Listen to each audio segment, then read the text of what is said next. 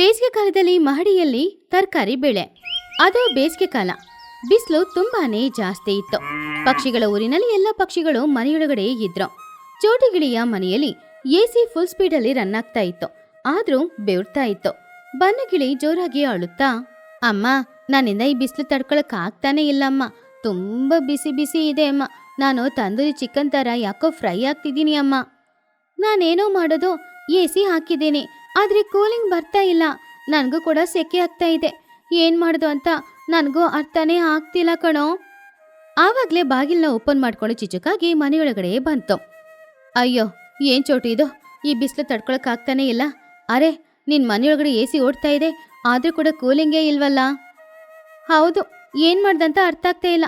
Current bill ಅಂತ ಹೆಚ್ಚಾಗಿ ಬರ್ತಾ ಇದೆ, ಆದ್ರೆ ಎಸಿ ಕೂಲಿಂಗೇ ಕೊಡ್ತಾ ಇಲ್ಲ. ಬನ್ನು ಪಾಪ ಜೋರಾಗಿ ಅಳ್ತಾ ಇದ್ದಾನೆ. ನನ್ನ ಮನೆ ಪರಿಸ್ಥಿತಿ ಕೂಡ ಅದೇ. ಮೊನ್ನಷ್ಟೇ 30,000 ಕೊಟ್ಟು ಹೊಸ ಎಸಿ ತಗೊಂಡೆ, ಆದ್ರೆ ಕೂಲಿಂಗ್ ಸಾಕಾಗ್ತಾ ಇಲ್ಲ.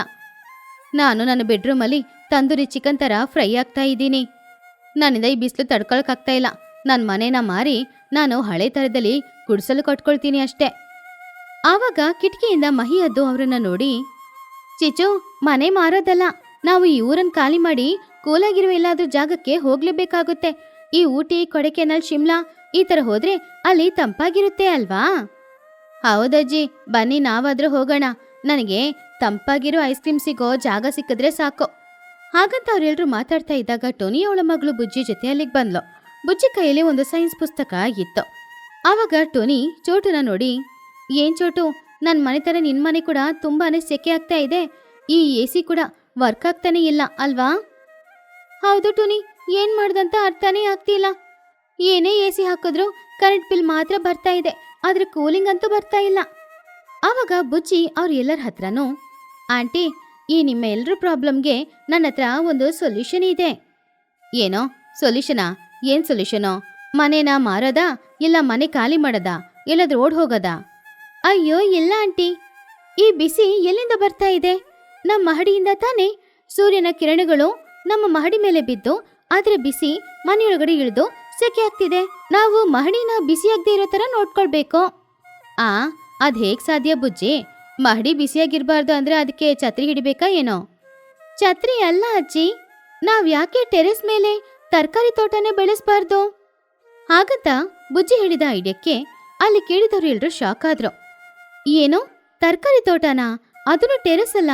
ಬಿಸ್ಲಿಗೆ ನಾವೇ ಇಲ್ಲಿ ಸಾಯ್ತಾ ಇದ್ದೀವಿ, ಗಿಡ ಎಲ್ಲ ಹೇಗ್ ಜೀವಂತವಾಗಿರುತ್ತೆ? ಜೀವಂತವಾಗಿರುತ್ತೆ ಆಂಟಿ.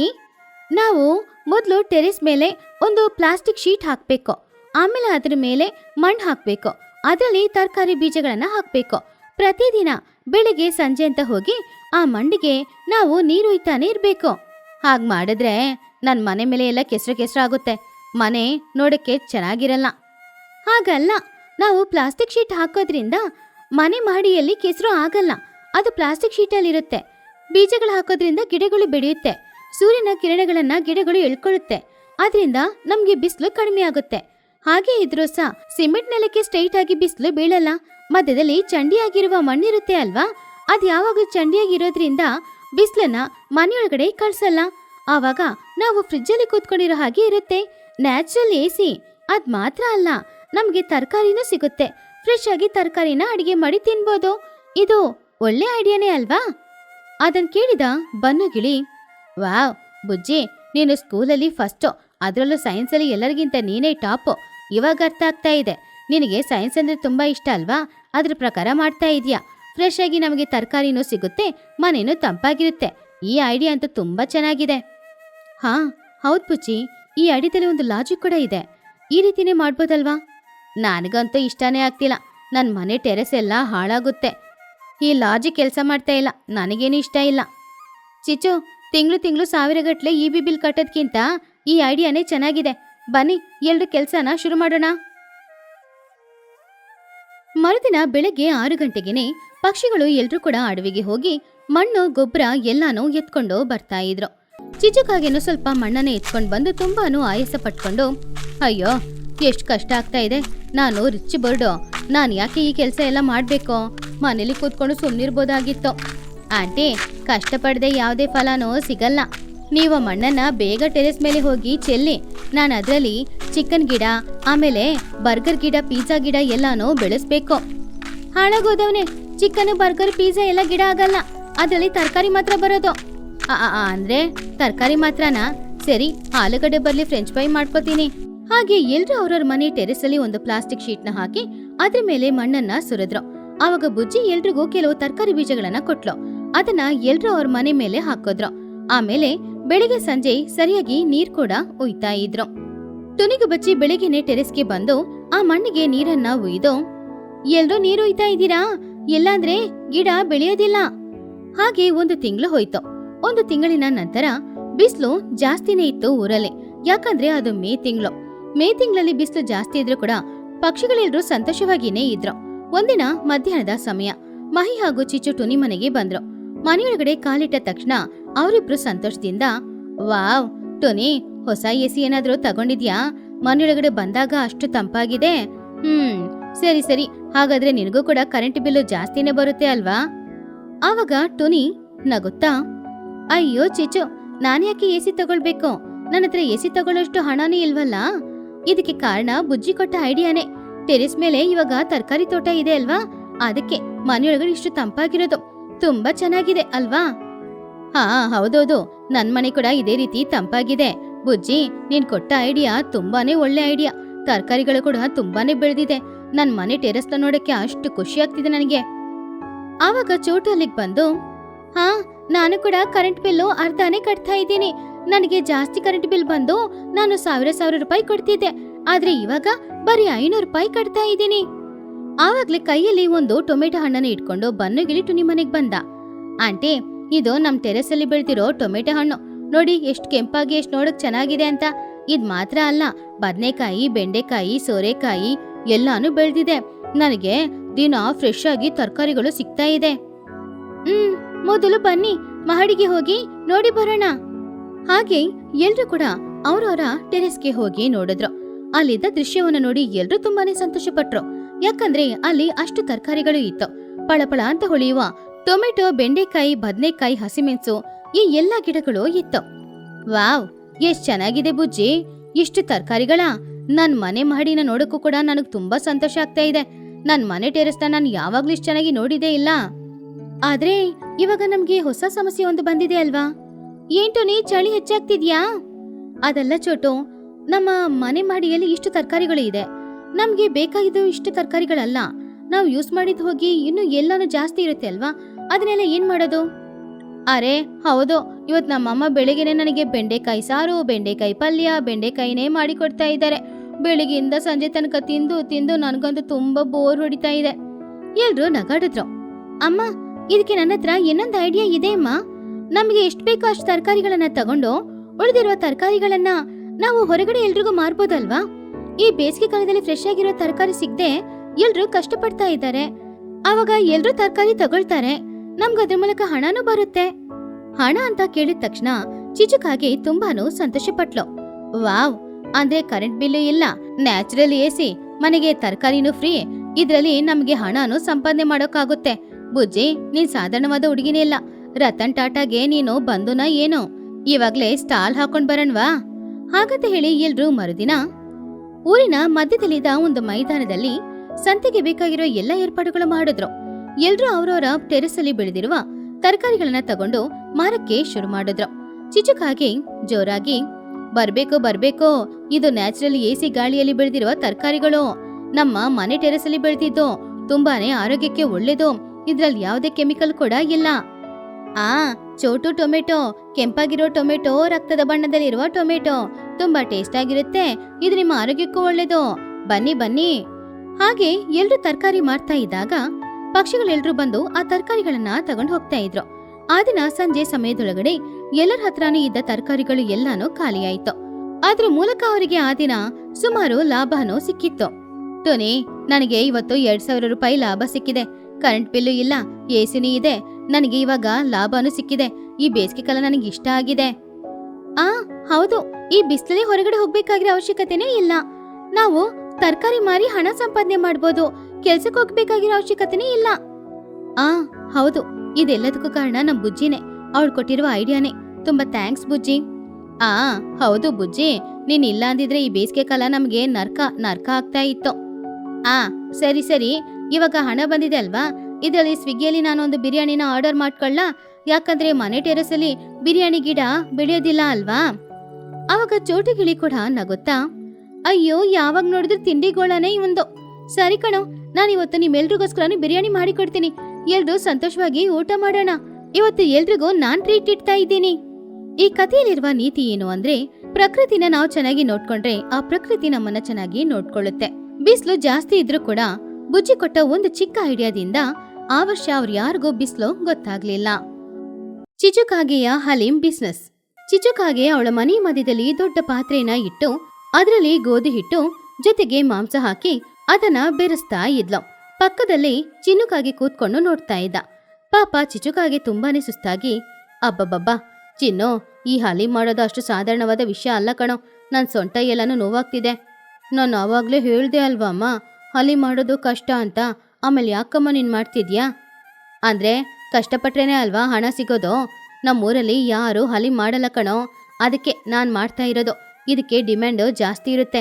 ಇವತ್ ಸಂಜೆ ನೋಡು ನನಗೆ ಎಷ್ಟು ಹಣ ಸಿಗುತ್ತೆ ಅಂತ. ಸರಿ, ಹಲೀಂಗೆ ಏನಮ್ಮ ರೇಟ್ ಇಡ್ತಿದ್ಯಾ? 200 ರೂಪಾಯಾ? ಬುದ್ಧಿ ಇದೆಯಾ ನಿನಗೆ?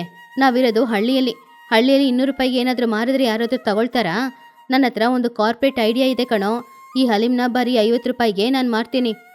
ಚಿನ್ನಕಾಗೆ ಶಾಕ್ ಆಗಿ, ಅಮ್ಮ 50 ರೂಪಾಯಾ? 50 ರೂಪಾಯಿಗೆ ಹಲೀಂನ ಮಾರಿದ್ರೆ ನಮಗೆ ನಷ್ಟ ಆಗಲ್ವಮ್ಮ? ಆವಾಗ ಚಿಚುಕಾಗೆ ನಗುತ್ತಾ, ಹ ಅಲ್ಲೇ ಇದೆ ಕಣೋ ನನ್ನ ಕಾರ್ಪೊರೇಟ್ ಐಡಿಯಾ. ನನ್ನ 50 ರೂಪಾಯಿಗೆ ಮಾರೋದು ಬರೀ ಪ್ಲೇನ್ ಹಲೀಂನ. ಅದಕ್ಕೆ ಟಾಪಿಂಗ್ಸ್ ಇರುತ್ತೆ ಅಲ್ವಾ, ಅದ್ರ ಮೇಲೆ ನಿಂಬೆಹಣ್ಣು, ತುಪ್ಪ, ಫ್ರೈಡ್ ಆನಿಯನ್ಸ್, ಗೋಡಂಬಿ, ಇದಕ್ಕೆ ಸಪ್ರೇಟ್ ಚಾರ್ಜ್. ಒಂದೊಂದು ಟಾಪಿಂಗ್ಸ್ಗೆ ಒಂದೊಂದು ಬೆಲೆ ಇಡ್ತೀನಿ. ಟಾಪಿಂಗ್ಸ್ ಇಲ್ಲದೆ ಹಲೀಂನ ತಿನ್ನಕ್ಕೂ ಆಗಲ್ಲ. ಹಣ ಕೊಟ್ಟು ಎಲ್ಲರೂ ತಗೊಳ್ತಾರೆ. ಹೇಗಿದೆ ನನ್ನ ಮಾಸ್ಟರ್ ಪ್ಲ್ಯಾನು? ಅಮ್ಮ, ನೀನು ಸಾಧಾರಣ ಕಾಗೆ ಅಲ್ಲಮ್ಮ, ನೀನು ಕಾರ್ಪೊರೇಟ್ ಕಾಗೆಮ್ಮ. ಆ ದಿನ ಸಂಜೆ 5 ಗಂಟೆಗೆ ಚಿಚುಕಾಗೆ ಊರಿನ ಮಧ್ಯದಲ್ಲಿರುವ ಒಂದು ಮರದ ಕೆಳಗಡೆ ಟೇಬಲ್ ಇಟ್ಟು ಅದರಲ್ಲಿ ಹಲೀಂ ಹಾಗೂ ಟಾಪಿಂಗ್ಸ್ ಎಲ್ಲಾನು ಇಟ್ಟಿದ್ಲು. ಆವಾಗ ಅದನ್ನು ನೋಡಿದ ಪಕ್ಷಿಗಳು ಎಲ್ಲರೂ ಕೂಡ ಅಲ್ಲಿಗೆ ಬಂದ್ರು. ವಾವ್ ಚಿಚ್ಚು, ಹಲೀಂ ಮಾರ್ತಾ ಇದೀಯಾ? ವಾಸನೆನೇ ತುಂಬಾ ಸೂಪರ್ ಆಗಿದೆ. ಹೌದು ಚಿಚ್ಚು, ನನಗೂ ಒಂದು ಪ್ಲೇಟ್ ಹಲೀಂ ಕೊಡು. ರೇಟ್ ಎಷ್ಟೋ? ಚಿಚ್ಚು ಸಂತೋಷದಿಂದ, ಬನ್ನಿ ಬನ್ನಿ, ಬಡವರಿಗೋಸ್ಕರನೇ ನಾನಿವತ್ತು ಹಲೀಂ ಮಾಡಿ ಮಾರ್ತಾ ಇರೋದು. ಬೆಲೆ ತುಂಬಾ ಕಡಿಮೆ, ಒಂದು ಪ್ಲೇಟ್ಗೆ ಬರೀ 50 ರೂಪಾಯಿ ಮಾತ್ರ. ಇಷ್ಟು ಕಮ್ಮಿ ಬೆಲೆಯಲ್ಲಿ ಹಲೀಂನ ಯಾರೂ ಕೊಡೋದಿಲ್ಲ. ಏನೋ ಬರೀ 50 ರೂಪಾಯಾ? ಮೊನ್ನೆನೇ ಸಿಟಿಯಲ್ಲಿ 250 ರೂಪಾಯಿ ಕೊಟ್ಟು ಹಲೀಂ ತಗೊಂಡು ತಿಂದೆ. ನೀನು ತುಂಬ ಒಳ್ಳೆಯವಳು ಚಿಚ್ಚು, ನನಗೊಂದು ಪ್ಲೇಟು ಹಲೀಂ ಕೊಡು. ಚಿಚ್ಚು, ನನಗೂ ಒಂದು ಪ್ಲೇಟ್ ಹಲೀಂ ಕೊಡು. ಎಲ್ಲರೂ 50 ರೂಪಾಯಿ ತೆಗೆದು ಕೊಟ್ರು. ಆವಾಗ ಚಿಚ್ಚುಕಾಗಿ ಎಲ್ಲರ ಹತ್ರನ 50 ರೂಪಾಯಿ ತಗೊಂಡು ಒಂದು ಪೇಪರ್ ಬೌಲಲ್ಲಿ ಹಲೀಂನ ಉಯ್ದು ಕೊಟ್ಲು. ಆದರೆ ಅದರ ಮೇಲೆ ಯಾವುದೇ ಟಾಪಿಂಗ್ಸ್ ಹಾಕ್ಲೇ ಇಲ್ಲ, ಬರೀ ಪ್ಲೇನ್ ಹಲೀಂ ಮಾತ್ರ ಇತ್ತು. ಅರೆ ಏನ್ ಚಿಚ್ಚು, ಬರೀ ಹಲೀಂನ ಕೊಟ್ಟಿದೀಯಾ? ಇದ್ರ ಮೇಲೆ ನಿಂಬೆಹಣ್ಣು, ತುಪ್ಪ, ಗೋಡಂಬಿ, ಫ್ರೈಡ್ ಆನಿಯನ್ಸ್ ಏನೂ ಇಲ್ಲದೆ ಹೇಗೆ ತಿನ್ನೋದು? ಆವಾಗ ಚಿಚುಕಾಗೆ, ಮಹಿಯವ್ರೆ, ಏನ್ ನೀವು ಬೋರ್ಡ್ನ ನೋಡೇ ಇಲ್ವಾ? ನಾನು ಕೊಟ್ಟಿರೋದು 50 ರೂಪಾಯಿಗೆ ಬರೀ ಬೇಸಿಕ್ ಪ್ಲ್ಯಾನು. ನಿಮಗೆ ಇದೆಲ್ಲ ಬೇಕು ಅಂದರೆ ನೀವು ಆ್ಯಡ್ ಆನ್ಸ್ನ ನೋಡಬೇಕು. ಎಲ್ಲರೂ ಆ ಬೋರ್ಡಲ್ಲಿ ಏನು ಬರೆದಿದೆ ಅಂತ ಓದಕ್ಕೆ ಶುರು ಮಾಡಿದ್ರು. ಅಲ್ಲಿ ಚಿಚ್ಚು ಹಲೀಂ ಆ್ಯಡ್ ಆನ್ಸ್ ಅಂತ ಬರೆದು ಒಂದೇ ಒಂದು ಗೋಡಂಬಿ 10 ರೂಪಾಯಿ, ಒಂದು ಸ್ಪೂನ್ ಫ್ರೈಡ್ ಆನಿಯನ್ಸ್ 20 ರೂಪಾಯಿ, ಒಂದೇ ಒಂದು ಹನಿ ನಿಂಬೆ ರಸಕ್ಕೆ 5 ರೂಪಾಯಿ, ಒಂದು ಸ್ಪೂನ್ ತುಪ್ಪಕ್ಕೆ 30 ರೂಪಾಯಿ, ಹಾಗೆಯೇ ಆ ಹಲೀಂನ ತಿನ್ನಕ್ಕೆ ಒಂದು ಪ್ಲಾಸ್ಟಿಕ್ ಸ್ಪೂನ್ಗೆ 5 ರೂಪಾಯಿ ಅಂತ ಬರ್ದಿತ್ತು. ಅದು ನೋಡಿ ಎಲ್ರಿಗೂ ಕೋಪ ಬಂತು. ಏನೋ ಒಂದು ಗೋಡಂಬಿಗೆ 10 ರೂಪಾಯಿನಾ? ಒಂದೇ ಒಂದು ಹನಿ ನಿಂಬೆ ಜ್ಯೂಸ್ಗೆ 5 ರೂಪಾಯಿನ? ಇದು ಅನ್ಯಾಯ. ಸ್ಪೂನ್ಗೆ ಕೂಡ 5 ರೂಪಾಯಿ ಅಂತ ಹಾಕಿದೀಯಾ? ಕೈಯಲ್ಲಿ ತೆಗೆದು ತಿನ್ನಕ್ಕಾಗುತ್ತಾ ಇದನ್ನ? ಮಾರ್ಕೆಟಲ್ಲಿ ಬೆಲೆ ಜಾಸ್ತಿ ಇದೆ ಚೋಟೋ. ನಿಂಬೆಹಣ್ಣು ಬೆಲೆ ಆಕಾಶಕ್ಕೆ ಹೋಗ್ತಾ ಇದೆ. ಹಾಗೇನೆ ತುಪ್ಪದ ಬೆಲೆ ಹೇಳ್ಬೇಕಾ? ಗೋಡಂಬಿ ಬೆಲೆ ಬೇರೆ ತುಂಬಾನೇ ಜಾಸ್ತಿ ಇದೆ. ಸುಮ್ಮನೆ ಕೊಡಕ್ಕಾಗುತ್ತಾ? ನೀವು ಟಾಪಿಕ್ಸ್ ಇಲ್ಲದೆ ತಿನ್ಬೋದು. ನಾನು ನಿಮ್ಮನ್ನ ಯಾರನ್ನೂ ಒತ್ತಾಯ ಮಾಡೋದಿಲ್ಲ. ನನಗೆ ಈ ಪ್ಲೇನ್ ಹಲೀಂ ಗಂಟ್ಲಲ್ಲಿ ಇಳಿತಾ ಇಲ್ಲ, ತುಂಬ ಚಪ್ಪೆ ಚಪ್ಪೆ ಇದೆ. ಒಂದು ಸ್ಪೂನು ಫ್ರೈಡ್ ಆನಿಯನ್ಸ್ ಹಾಕು. 20 ರೂಪಾಯಿ ಕೊಡಿ. ಮಹಿ 20 ರೂಪಾಯಿ ಕೊಟ್ಟು ಚಿಚ್ಚು ಹತ್ರ ಆನಿಯನ್ಸ್ ತಗೊಂಡ್ಲು. ಸ್ವಲ್ಪ ತುಪ್ಪನೂ ಹಾಕು, ತುಂಬಾನೇ ಡ್ರೈ ಆಗಿದೆ. 30 ರೂಪಾಯಿ ಕೊಡಿ. ಮಹಿ ಅದು 30 ರೂಪಾಯಿ ಕೊಟ್ಲು. ಸ್ವಲ್ಪ 4 ಗೋಡಂಬಿನ ಹಾಕ್ತೀಯಾ? ಕ್ರಂಚಿಯಾಗಿರುತ್ತೆ. 4 ಗೋಡಂಬಿ ಅಂದರೆ 10 40 ರೂಪಾಯಿ ಕೊಡಿ. ಹಾಗೇನೆ ಸ್ವಲ್ಪ ನಿಂಬೆ ರಸನೂ ಹಾಕು. ನಿಂಬೆ ರಸ ಇಲ್ಲದೆ ತಿನ್ನಕ್ಕಾಗಲ್ಲ. ನಿಂಬೆ ರಸ ಅಂದರೆ ಒಂದು 5 ಹನಿ ಹಾಕ್ಲಾ? 5 × 5 25, ಜೊತೆಗೆ ಇನ್ನೊಂದು 5 ರೂಪಾಯಿ ಕೊಡಿ. ತಿನ್ನಕ್ಕೆ ಸ್ಪೂನ್ ಕೂಡ ಕೊಡ್ತೀನಿ. ಮಹಿಹದ್ದು ಎಲ್ಲನೂ ತಗೊಂಡು ಇವಾಗ ಟೋಟಲ್ ಎಷ್ಟಾಯ್ತು ಚಿಚೋ? ಆ ಪ್ಲೇನ್ ಹಲೀಮ್ 50 ರೂಪಾಯಿ, ಟಾಪಿಂಗ್ಸು 120 ರೂಪಾಯಿ, ಟೋಟಲ್ ಆಗಿ 170 ರೂಪಾಯಿ. ಎಂಜಾಯ್ ಮಾಡಿ ನಿಮ್ಮ ಮೀಲ್ಸ್ನ. ಆವಾಗ ಮಹಿ ಕೋಪದಿಂದ, ಅಯ್ಯೋ ಪಾಪಿ, 50 ರೂಪಾಯಿ ಹಲೀಮ್ ಅಂತ ಹೆಸರು ಹೇಳಿ 170 ರೂಪಾಯಿಗೆ ಹಲೀಮ್ ಮಾರ್ತಾ ಇದೆಯಲ್ಲ, ಇದು ತುಂಬಾ ಅನ್ಯಾಯ. ನಾನೇನು ಆಸ್ತಿನ ಮಾರ್ಬೇಕಾ? ಇನ್ನೊಂದ್ಸಲ ನಾನಂತೂ ಈ ಕಡೆ ಬರೋದಿಲ್ಲ. ಮಹಿ ಹೋದ ಚಿಚುನ ಬೈಕೊಂಡೇ ಆ ಹಲೀಮ್ನ ತಿಂತಾ ಇದ್ಲು. ಅಲ್ಲಿದ್ದ ಉಳಿದ ಪಕ್ಷಿಗಳು ಕೂಡ ಬೇರೆ ದಾರಿ ಇಲ್ಲ ಅನ್ನೋದ್ರಿಂದ ಚಿಚು ಕೇಳಿದ ಹಣನ ಕೊಟ್ಟು ಟಾಪಿಂಗ್ಸ್ನ ಹಲೀಮಲ್ಲಿ ಹಾಕೊಂಡು ತಿಂತಾ ಇದ್ರು. ಇವಾಗ ಚಿಚುಕಾಗಿ ಹತ್ತಿರ ಸುಮಾರು ಹಣ ಸೇರಿತ್ತು. ಚಿಚುಕಾಗಿ ಅದನ್ನ ನೋಡಿ ಸಂತೋಷ ಪಡ್ತಿದ್ಲು. ಚಿನ್ನು, ನೋಡಿದ್ಯಾ ನನ್ ಕಾರ್ಪೊರೇಟ್ ಐಡಿಯಾನ? ಬೇಸಿಕ್ಗೆ ಸ್ವಲ್ಪ ಕಮ್ಮಿ ಹಣನ ಇಟ್ಟು ಆಡರ್ಸ್ಗೆ ಜಾಸ್ತಿ ಹಣನ ಇಟ್ಟು ಹೀಗೆ ಎಲ್ಲರ ಹತ್ರ ಹಣ ದೋಚ್ಕೊಳ್ಬೋದು. ಸರಿಯಾಗಿ ಆ ಸಮಯದಲ್ಲಿ ಆ ಊರಿನಲ್ಲಿ ಬುದ್ಧಿವಂತ ಹುಡುಗನಾದ ಬನ್ನುಗಿಳಿ ಅಲ್ಲಿಗೆ ಬಂದ. ಅವನವನ ಹೆಗ್ಲಲ್ಲಿ ಒಂದು ಸ್ಕೂಲ್ ಬ್ಯಾಗ್ ಅನ್ನ ಹಾಕೊಂಡಿದ್ದ. ಅವನು ಚಿಚು ಮಾರ್ತಾ ಇರುವ ಹಲೀಮ್ನ ನೋಡ್ದ. ಪಕ್ಕದಲ್ಲಿರುವ ಬೋರ್ಡ್ ಅನ್ನ ಓದ್ದ. ಆಮೇಲೆ ಚಿಚುನ ನೋಡಿ, ಅರೆ ಇದೇನಿದು ಚಿಚು ಆಂಟಿ, ನೀವು ಹಲೀಮ್ ಮಾರ್ತಾ ಇದ್ದೀರಾ? ಏ ಬನ್ನು, ಹಲೀಮ್ ಕೇಳ್ಬೇಡ್ವೋ, ಅವಳು 50 ರೂಪಾಯಿ ಅಂತ ಹೆಸರಿಟ್ಟು 170 ರೂಪಾಯಿಗೆ ಹಲೀಮ್ ಮಾರ್ತಾ ಇದ್ದಾಳೆ. ಇವಾಗ್ಲೇ ನಾನು 170 ರೂಪಾಯಿ ಕೊಟ್ಟು ಒಂದು ಹಲೀಮ್ ತಗೊಂಡೆ ಕಣೋ. ಅವಾಗ ಬನ್ನು ಒಂದ್ ತಾಯಿ ಹತ್ರ, ಅಮ್ಮ ನಿನ್ ಮಗ ಎಂತ ಬುದ್ಧಿವಂತ ಅಂತ ನಿನಗೆ ಗೊತ್ತಿಲ್ಲ ಅಮ್ಮ. ಆಂಟಿ, ನನ್ಗೂ ಒಂದು ಹಲೀಮ್ ಕಡಿ ಆಂಟಿ. ಚಿಚು ನಗುತ್ತಾ, ಬಾರೋ ಬನ್ನೋ, ಏನ್ ಇನ್ನೂ ಬನ್ನು ಬರ್ಲಿಲ್ಲ ಅಂತ ಕಾಯ್ತಾ ಇದ್ದೆ. ನಿನಗೆ ಎಷ್ಟು ಟಾಪಿಂಗ್ಸ್ ಬೇಕಾದ್ರೂ ಕೊಡ್ತೀನಿ. ಎಷ್ಟು ಗೋಡಂಬಿ ಬೇಕು, ಎಷ್ಟು ಫ್ರೈಡ್ ಆನಿಯನ್ಸ್ ಬೇಕು ಹೇಳು. ಆವಾಗ ಬನ್ನು ನಗುತ್ತಾ, ಆಂಟಿ ನನಗೆ ಟಾಪಿಂಗ್ಸ್ ಏನೋ ಬೇಡ, ಟಾಪಿಂಗ್ಸ್ ಏನು ನನಗೆ ಇಷ್ಟ ಇಲ್ಲ. ನನಗೆ ಬರೀ ನಿಮ್ಮ 50 ರೂಪಾಯಿ ಪ್ಲೇನ್ ಹಲೀಮ್ ಮಾತ್ರ ಕೊಡಿ. ಚಿಚುಕಾಗಿ ಆಶ್ಚರ್ಯದಿಂದ, ಏನೋ ಪ್ಲೇನ್ ಹಲೀಮಾ? ಏನೋ ಇದು, ಟಾಪಿಂಗ್ಸ್ ಏನು ಇಲ್ದೆ ಆ ಪ್ಲೇನ್ ಹಲೀಮ್ನ ಹೇಗ್ ತಿಂತೀಯ ನೀನು? ಹಾಗಲ್ಲ ಆಂಟಿ, ನನ್ನ ಪ್ಯಾಕೆಟ್ ಇಲ್ಲಿರೋದು ಬರೀ 50 ರೂಪಾಯಿ, ಅದಕ್ಕೆ ನಾನು ಬರೀ ಹಲೀಮ್ ಮಾತ್ರ ಕೊಡಿ ಅಂತ ಕೇಳ್ತಿರೋದು. ಪಾತ್ರೆ ಕೂಡ ಬೇಡ, ನನ್ನ ಹತ್ರ ಪಾತ್ರೆ ಇದೆ, ಸ್ಪೂನ್ ಕೂಡ ನನಗೆ ಬೇಕಾಗಿಲ್ಲ. ಹಾಗಂತ ಹೇಳಿ ಬನ್ನು ಅವನ್ ಬ್ಯಾಗಿಂದ ಒಂದು ಪಾತ್ರೆನ ತೆಗೆದು ಹೊರಗಡೆ ಇಟ್ಟ. ಅವಾಗ ಅದ ನೋಡಿದ ಚಿಚುಕಾಗೆ, ಸರಿಯಾದ ಜಿಪ್ಣ ಇವನು. ಏನ್ ಮಾಡೋದು, 50 ರೂಪಾಯಿಗೆ ಹಲೀಮ್ ಮಾತ್ರ ಕೊಡ್ತೀನಿ. ಚಿಚುಕಾಗೆ ಆ ಪಾತ್ರೆಯಲ್ಲಿ ಬರೀ 50 ರೂಪಾಯಿ ಪ್ಲೇನ್ ಹಲೀಮ್ನ ಉಯ್ದು ಅದರ ಬನ್ನು ಹತ್ರ ಕೊಟ್ಲು. ಬನ್ನು ಆ ಪ್ಲೇನ್ ಹಲೀಮ್ನ ತಗೊಂಡು ಹೋಗಿ ಪಕ್ಕದಲ್ಲಿರೋ ಟೇಬಲ್ ಅಲ್ಲಿ ಕೂತ್ಕೊಂಡಿದ್ದ. ಪಕ್ಷಿಗಳೆಲ್ಲರೂ ಅವನನ್ನ ನೋಡ್ತಾ ಇದ್ರು, ಇವನ್ ಹೇಗೆ ಪ್ಲೇನ್ ಹಲೀಮ್ನ ತಿಂತಾನೆ ಅಂತ. ಪ್ಲೇನ್ ಹಲೀಮ್ನ ತಿನ್ನೋದು ಅಷ್ಟು ಈಸಿ ಅಲ್ಲ ಅಂತ ಎಲ್ರಿಗೂ ಗೊತ್ತು. ಆವಾಗ ಬನ್ನು ಆ ಪ್ಲೇನ್ ಹಲೀಮ್ನ ಇಟ್ಟು ಅವನ ಬ್ಯಾಗ್ ಜಿಪ್ ಓಪನ್ ಮಾಡ್ದ. ಇವಾಗ ನೋಡಿ ಚಿಚು ಆಂಟಿ, ನಾನು ಏನ್ ಮ್ಯಾಜಿಕ್ ಮಾಡ್ತೀನಿ ಅಂತ. ಹಾಗಂತ ಹೇಳಿ ಬ್ಯಾಗ್ ಒಳಗಡೆಯಿಂದ ಒಂದು ಬಾಕ್ಸ್ ಅಲ್ಲಿ ಫ್ರೈಡ್ ಆನಿಯನ್ಸ್ ನ ಹೊರಗಡೆ ತೆಗ್ದ. ಅದ್ರಲ್ಲಿ ಇದ್ದಿದ್ದು ಬರೀ ಫ್ರೈಡ್ ಆನಿಯನ್ಸ್. ಬನ್ನು, ಏನೋ ಅದು? ಆಂಟಿ, ಇದು ಫ್ರೈಡ್ ಆನಿಯನ್ಸ್. ಬೆಳಿಗ್ಗೆ ನಮ್ಮಮ್ಮ ಚೋಟು ಬಿರಿಯಾನಿ ಮಾಡೋದಕ್ಕೋಸ್ಕರ ಫ್ರೈಡ್ ಆನಿಯನ್ಸ್ ನ ಮಾಡಿದ್ರು, ಅದ್ರಲ್ಲಿ ಎಕ್ಸ್ಟ್ರಾ ಇತ್ತು, ಅದನ್ನ ನಾನು ಡಬ್ಬಿಯಲ್ಲಿ ಹಾಕಿ ತಗೊಂಡ್ಬಂದೆ. ಬನ್ನು ಆ ಫ್ರೈಡ್ ಆನಿಯನ್ಸ್ ನ ಹಲೀಮಲ್ಲಿ ಹಾಕ್ತಾ. ಒಂದು ಸ್ಪೂನ್ ಅಲ್ಲ, ಒಂದು ಡಬ್ಬಿ ಹಾಕ್ತಾ. ಚಿಚುಕಾಗಿ ಅದನ್ನ ನೋಡಿ ಆಶ್ಚರ್ಯದಿಂದ, ಏನೋ ಮನೆಯಿಂದ ತಗೊಂಡ್ ಬಂದ್ಯಾ? ಆವಾಗ ಬನ್ನು ಅವನ ಬ್ಯಾಗಿಂದ ಒಂದು ತುಪ್ಪದ ಬಾಟ್ಲು ತೆಗ್ದ. ಆಂಟಿ, ಇದು ನಮ್ಮ ಮನೆಯಲ್ಲಿ ನಾವೇ ಮಾಡಿದ ಸ್ವಚ್ಛವಾದ ಹಾಲು ತುಪ್ಪ. ನಿಮ್ಮಲ್ಲಿ ತುಪ್ಪ 30 ರೂಪಾಯಿ ಅಲ್ವಾ? ಹಾಗಂತ ಹೇಳಿ ಆ ತುಪ್ಪದಲ್ಲಿ 4 ಸ್ಪೂನ್ ಹಲೀಮಲ್ಲಿ ಹಾಕ್ತಾ. ಬಿಸಿ ಬಿಸಿಯಾಗಿದ್ದ ಹಲೀಮಲ್ಲಿ ತುಪ್ಪ ಹಾಕ್ದಾಗ ಅರೋಮ ಬಂತು. ಬನ್ನು, ಏನೋ ಮಾಡ್ತಿದ್ಯಾ ನೀನು? ಇದು ಚೀಟಿಂಗ್ ಕಣೋ. ಇದ್ರಲ್ಲಿ ಚೀಟಿಂಗ್ ಏನಿದೆ ಆಂಟಿ? ಇದು ನನ್ನ ಪ್ರಾಪರ್ಟಿ, ನಾನು ಯೂಸ್ ಮಾಡ್ತಿದ್ದೀನಿ. ಹಾಗಂತ ಹೇಳಿ ಬನ್ನು ಪುನಃ ಒಂದ್ ಬ್ಯಾಗಿಂದ ಒಂದ್ ಪ್ಯಾಕೆಟ್ ತೆಗ್ದ. ಇದು ಗೋಡಂಬಿ. ಅಂಗಡಿಯಲ್ಲಿ 50 ರೂಪಾಯಿ ಕೊಟ್ಟು ತಗೊಂಡೆ. 50 ರೂಪಾಯಿಗೆ 50 ಗೋಡಂಬಿ ಕೊಟ್ರು. ನಿಮ್ಮಲ್ಲಿ ಒಂದ್ ಗೋಡಂಬಿಗೆ 10 ರೂಪಾಯಿ ಅಲ್ವಾ? ಇವಾಗ ನಾನು ಈ 50 ಗೋಡಂಬಿನ ಕೂಡ ಹಲೀಮಲ್ಲಿ ಹಾಕ್ತೀನಿ.